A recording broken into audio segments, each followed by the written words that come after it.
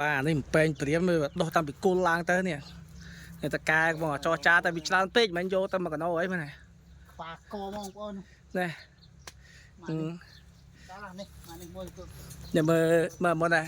ហើយមុនដែរមុនដែរលឺដែរហើយមើលសិនរបស់ស្រួលយកមុនដែរនេះអានេះជីកយកទៅដើមថោតមកអានេះមើលដែរឃើញទេជីកយកដើមថោតដាក់មុខផ្ទះបងប្អូនអេមអានេះធម្មជាតិហ្មងនេះមើលដែរឃើញទេហើយមុនដែរអានេះបើតែវាផ្លូវលំអូច្រើនណាស់ប្លុកនេះគឺច្រើនហ្មង